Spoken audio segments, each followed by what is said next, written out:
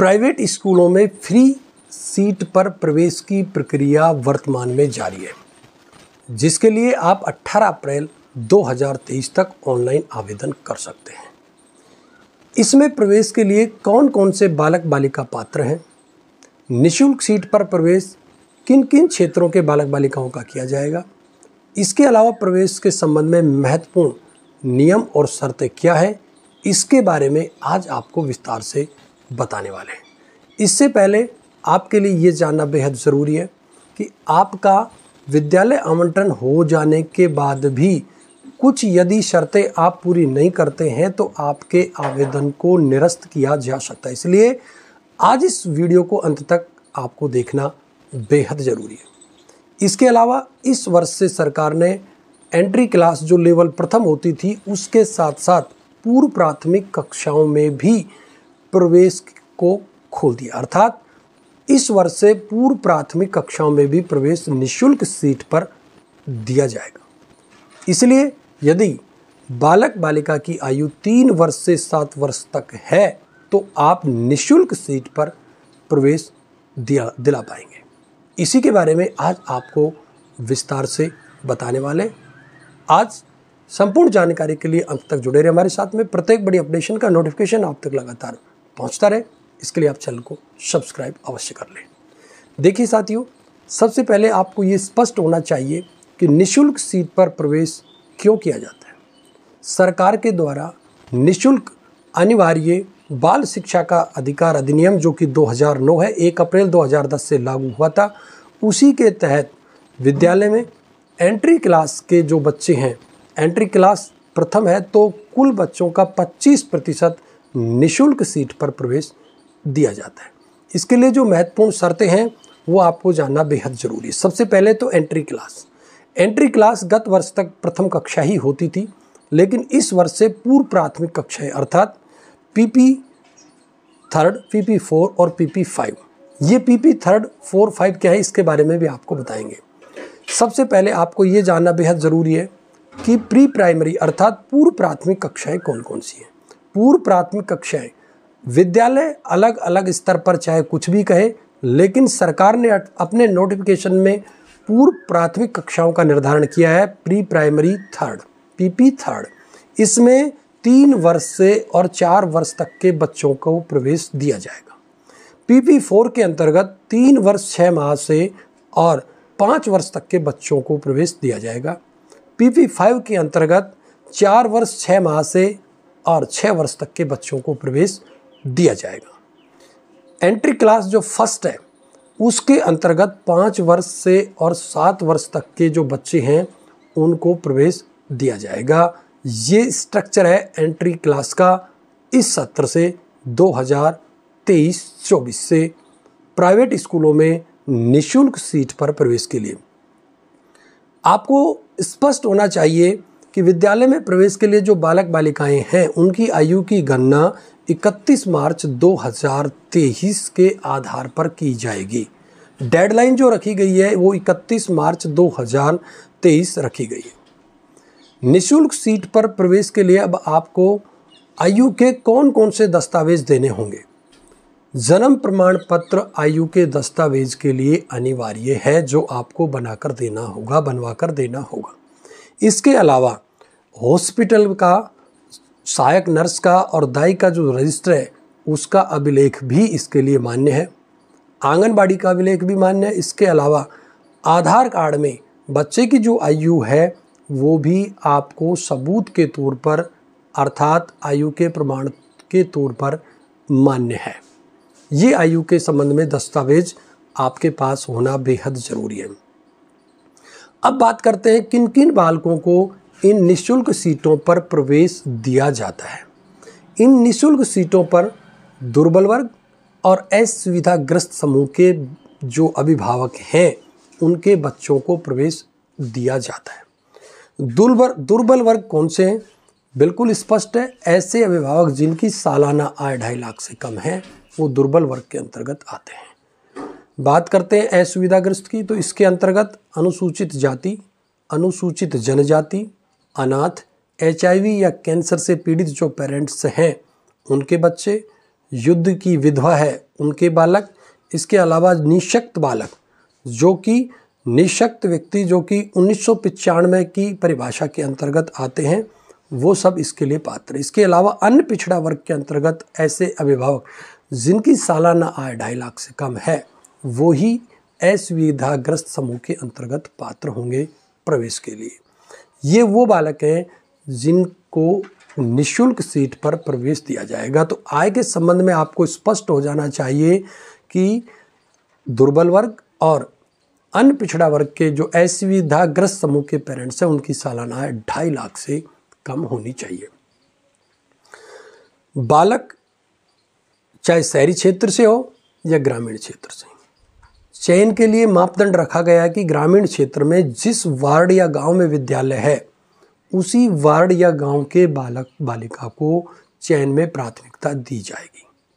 Seat खाली रहने के बाद में संबंधित ग्राम पंचायत के अंतर्गत जो भी गांव आते हैं, उनके बालक बालिकाओं को प्रवेश में फिर प्रायोरिटी दी जाएगी।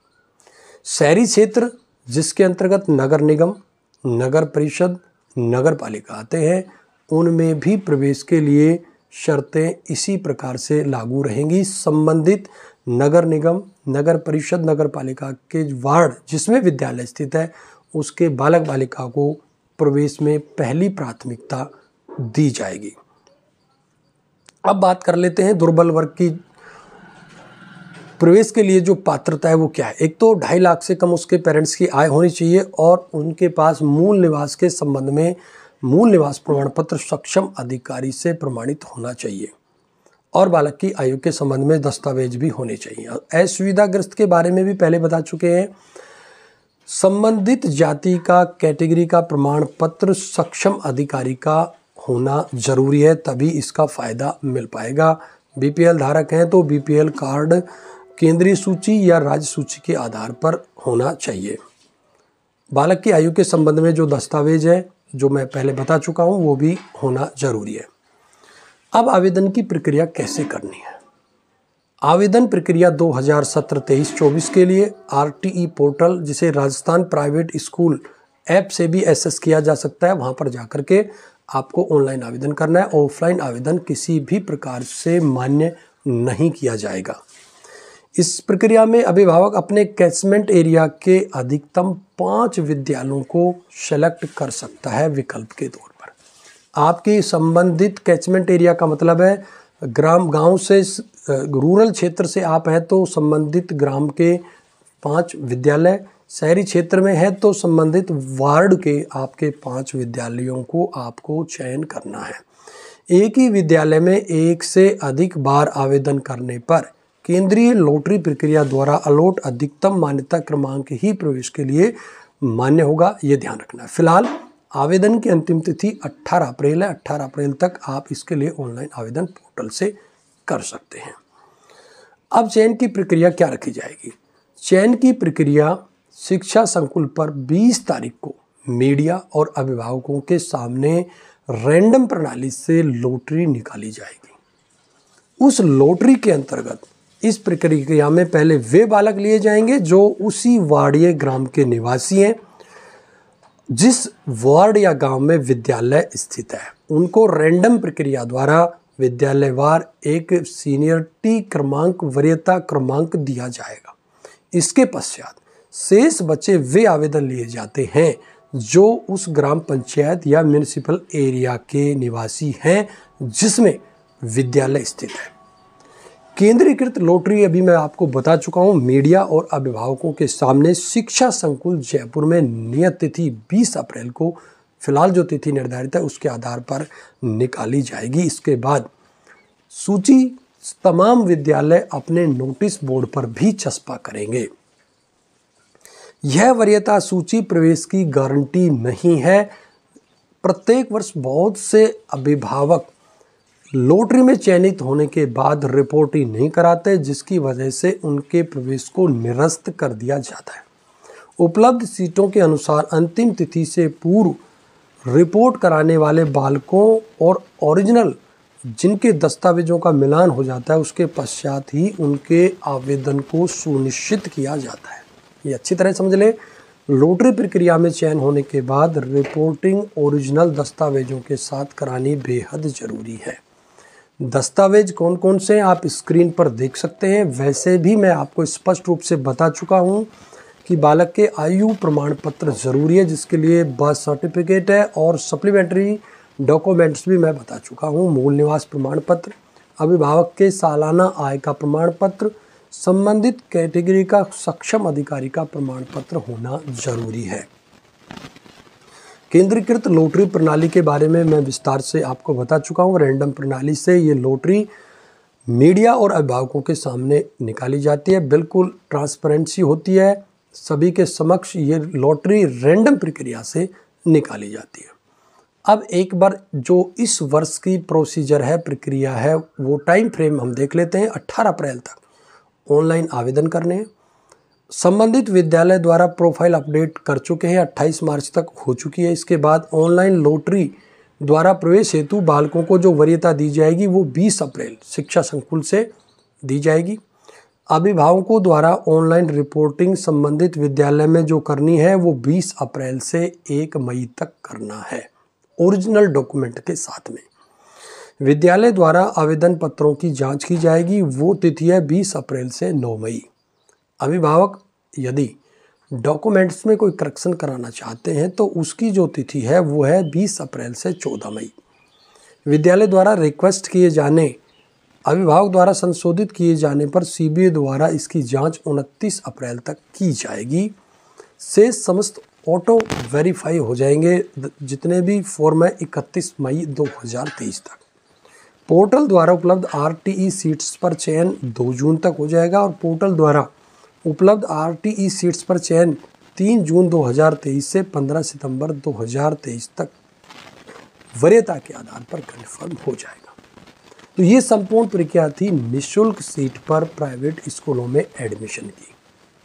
प्रत्येक वर्ष बहुत से जो पेरेंट्स हैं उनको कन्फ्यूजन रहता है इसके संबंध में कि उनकी सालाना आय कम से कम कितनी होनी चाहिए, कौन कौन से ऐसे डॉक्यूमेंट्स हैं जो उनके लिए बेहद ज़रूरी है, जिनके अभाव में उनका एडमिशन निरस्त भी हो सकता है।